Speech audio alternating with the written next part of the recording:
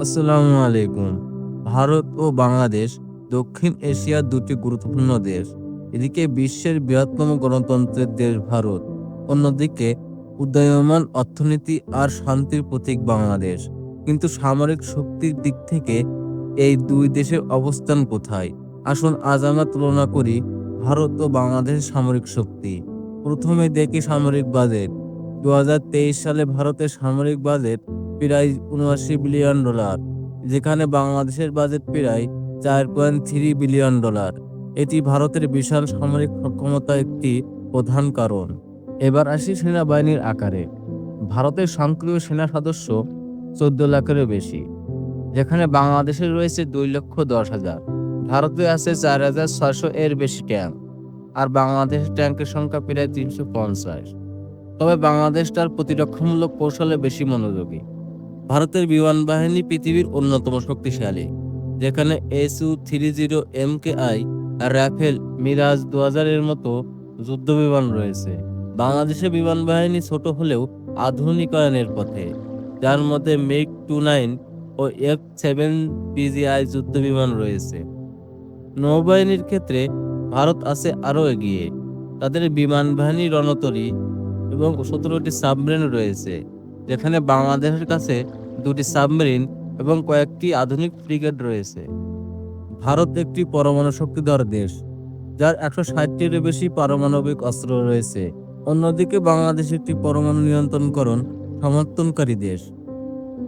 বাংলাদেশ সামরিক কৌশল প্রতিরক্ষামূলক, যেখানে ভারত আক্রমণাত্মক ও প্রতিরক্ষামূলক উভয় ক্ষেত্রে শক্তিশালী। তাহলে দেখা যাচ্ছে সামরিক শক্তিতে ভারত অনেক এগিয়ে, তবে বাংলাদেশ তার আঞ্চলিক নিরাপত্তা ও শান্তিরক্ষা মিশনে গুরুত্বপূর্ণ ভূমিকা পালন করেছে। দুই দেশের সামরিক কৌশল, ভূ-রাজনৈতিক ও ইতিহাসে তাদের সামরিক শক্তিকে ভিন্ন পথে গড়ে তুলেছে। এবার আসি কেন বাংলাদেশ থেকে ভারতের সব দিক থেকে এগিয়ে। ভারতের আয়তন ৩২,৮৭,২৬৩ বর্গ কিলোমিটার। ভারত বিশ্বের ৭ম বৃহত্তম দেশ। এটি একটি বিশাল দেশ, যার ভৌগোলিক বৈচিত্র্য উল্লেখযোগ্য। বাংলাদেশের আয়তন ১,৪৭,৫৭০ বর্গ কিলোমিটার। আয়তনের দিক থেকে বাংলাদেশ বিশ্বের ক্ষুদ্রতম দেশগুলোর মধ্যে একটি, তবে জনসংখ্যা ঘনত্ব অত্যন্ত বেশি। ভারতের আয়তন বাংলাদেশের তুলনায় প্রায় ২২ গুণ বড়। বাংলাদেশের আয়তন ভারতের মোট আয়তনের মাত্র ৪.৪৮%। এবার আসি কেন বাংলাদেশ থেকে ভারত সব দিক থেকে এগিয়ে। যেহেতু বাংলাদেশ থেকে ভারত বহুগুণ আয়তনে বড়, সেহেতু বাংলাদেশ থেকে ভারতের সামরিক শক্তি, অর্থনীতি, অর্থের দিক থেকে বেশি এগিয়ে। এটাই স্বাভাবিক। তবে বাংলাদেশের থেকে ভারতের আয়তন বেশি থাকায় তাদের সামরিক শক্তি, অর্থনীতি বেশি বেশি প্রয়োজন পড়ে। তাদের দেশকে রক্ষা করতে হলে বেশি বেশি সামরিক শক্তি প্রয়োজন।